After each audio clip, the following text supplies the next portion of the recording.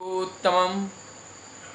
हम लोग ईश्वर से, भगवान से हर समय कुछ ना कुछ मांगते रहते हैं और साधारणतः ये देखा गया, जीवन में जब भी कोई असुविधा आती है, जीवन में कोई चीज़ की ज़रूरत होती है, तभी हम लोग ईश्वर से मांगते हैं, ईश्वर से पाना चाहते हैं। लेकिन हमने कितना इस ठाकुर जी के लिए किया या ठाकुर जी के लिए करते हैं, ये कभी हम अपने आप के अंदर एनालिसिस करके देखने की कोशिश नहीं करते हैं। यहाँ पे एक प्रश्न आता है कि भगवान से हम क्या मांगेंगे, हमें क्या मांगना चाहिए। जैसे हम जब देखते हैं, जो स्वामी विवेकानंद वो भगवान रामकृष्ण देव से पैसा मांगने के लिए वो आए थे, और जब रामकृष्ण परमहंस देव जी ने उनका आशीर्वाद दे दिया और कहा जाओ माँ से आप जो आपकी इच्छा है वो मांगो, आपकी इच्छा पूर्ति होगी, तब उन्होंने जाकर के माँ को प्रणाम किया और प्रणाम करने तक उन्होंने याद रखा, लेकिन जैसे मांगने की बारी आई तब वो सब भूल गए। क्या याद रहा? वो याद रहा कि माँ मुझे ज्ञान देना, भक्ति देना और वैराग्य देना। तो उन्होंने क्या मांगा? ज्ञान, भक्ति और वैराग्य मांगा है। तो हमें क्या मांगना चाहिए? इधर परम दयाल ठाकुर जी बता रहे हैं हमें क्या मांगना चाहिए।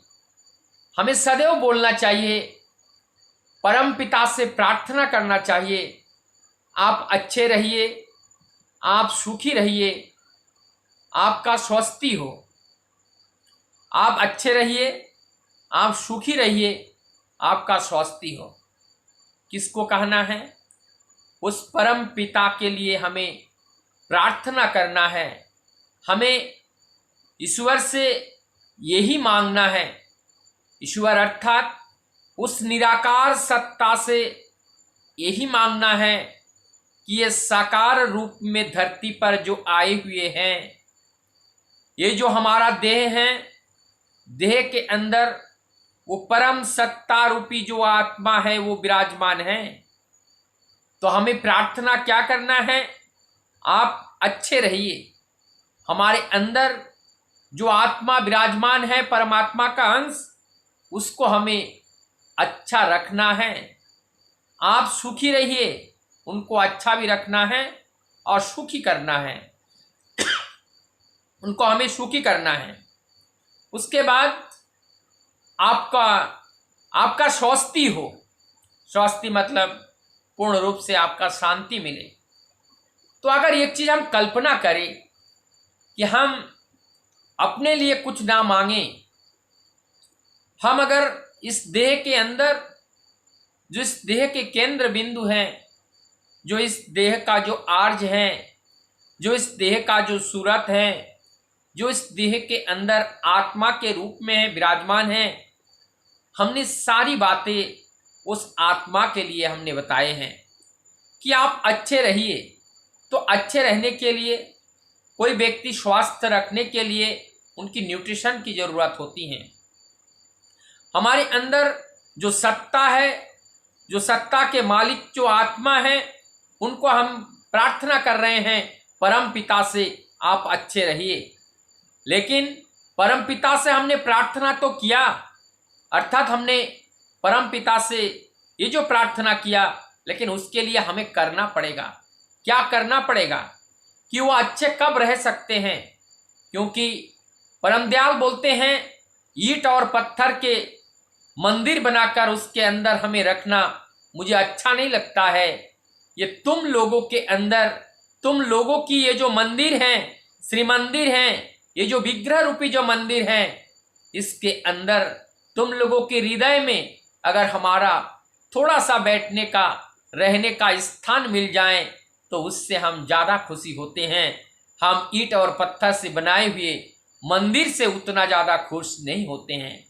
तो अर्थात हमारे अंदर जो आत्मा है उनको हम उनके लिए प्रार्थना कर रहे हैं, आप अच्छे रहिए। तो इसका मतलब अच्छे रहिए इसके लिए रहने के लिए हमें कुछ करना पड़ेगा, हमें इस देह को अच्छा रखना पड़ेगा।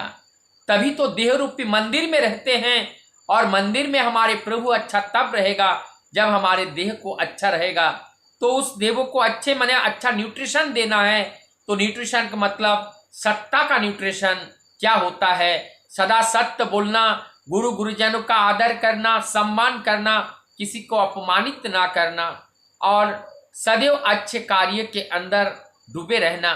जब ये सारे काम हम करते हैं, यही होता है वही आत्मा का खुराक। और तब हम बोलते हैं कि आप सुखी रहिए। सुखी रहने के लिए हमारी देह को सुख में रखना पड़ेगा। हम ऐसा कार्य ना करें जिसमें हमारे शरीर के जो शरीर का जो अस्तित्व है, जो बचना और बढ़ना, बीइंग एंड बिकमिंग जो आज हैं, उस सत्ता के ऊपर कोई प्रतिकूल प्रभाव उनके ऊपर ना पड़े, इसके लिए हमें सजग रहना है। और हम ठाकुर जी से इस भगवान से प्रार्थना करते हैं कि आपका स्वस्ति हो। स्वस्ति कब होगा? स्वस्ति के मतलब आपका स्वस्ति हो मतलब ये जो आत्मा है परमात्मा से मिलन हो, आत्मा का परमात्मा से मिलन हो, तभी तो स्वस्ति होगा। अर्थात मानव जीवन का जो उद्देश्य है कि परम सत्ता को जानना, उस परम तत्व को जानना, और परम तत्व को जब तक हम नहीं जान पाते हैं तब तक हमारी जीवन की कोई अनुभूति ही प्राप्त नहीं हो सकती है। तो ठीक ये उसी तरह है जिस तरीके से ये कहानी हम सब लोगों ने सुने हैं। एक राजा, वो अपने संपत्ति को सभी प्रजाओं में बांटना चाहते थे, अपने सारे कर्मचारियों में बांटना चाहते थे। उन्होंने सब जगह से ढेरा पिटवा दिया कि सभी लोग दरबार पे आइए, राज दरबार पे, जिसको जो चीज चाहिए वो यहाँ पे आकर के वो ले जाए। एक एक करके अपने पूरे राज्य में से सभी लोग आए, अपने कर्मचारियों में से सभी लोग आए। एक व्यक्ति उनके पास नहीं गए, और वो थे उनके पास काम करने वाले, सदैव उनके पास रहने वाले। तब उनको बुलाया, और बुलाने के बाद कहा कि राज्य के सभी लोग और यहाँ राजमहल के सारे कर्मचारियों ने अपने अपने आवश्यकताओं के चीज जो है मांगे हैं और उनको प्राप्त हुआ है, और तुमने कुछ क्यों नहीं मांगा? उन्होंने कहा, राजन मुझे कुछ नहीं चाहिए, मुझे कोई चीज की जरूरत नहीं है। राजन ने कहा, ऐसा नहीं होगा, मैं आपको ऐसे खाली हाथ रहने नहीं दूंगा, आपको भी कुछ मांगना पड़ेगा। तब उन्होंने कहा कि राजन अगर मांगना ही है तो मैं मांगता हूं, आप एक बार आपका चरण धूलि हमारे घर पर पड़ जाएं, यही हमारी आशा है, यही हमारी ख्वाहिश है। उन्होंने कहा, तथस्तु, आपकी जो इच्छा है वो मनस्कामना पूर्ण होगी, मैं आपका इच्छा को पूर्ति करूंगा। ये बात को कह करके वो अपने मंत्री को बता दिए कि जाओ, ये कहाँ पे रहते हैं, देख के आओ इनका घर कहाँ है। वहाँ पे जाते हैं, जाके देखते हैं कि उनका घर भी नहीं है, और उनके घर तक जाने के लिए रास्ता भी नहीं है, और वो शादीशुदा भी नहीं है, और उनके घर में कोई जानवर भी नहीं है, गाय भी नहीं है। इस तरीके से जब गए, एक एक करके राजा के पास आकर के बताया कि राजा, उनके पास जाने का न रास्ता है, न मकान है, न उनका शादी हुआ है, न उनके पास गाय है। उन्होंने कहा, जाओ ये सारे रास्ता भी ठीक कर दो, उनको शादी करवा दो, उनका मकान बनवा दो, उनके लिए गाय खरीद दो। सारे चीज राजन को कहने के अनुरूप सब कुछ उनको किया, और अंततगतवा राजन उनके वहां पे गए। तो उन्होंने इच्छा की, केवल कोई अर्थ की इच्छा नहीं की, उन्होंने इच्छा की राजा को अपने घर पर लेना।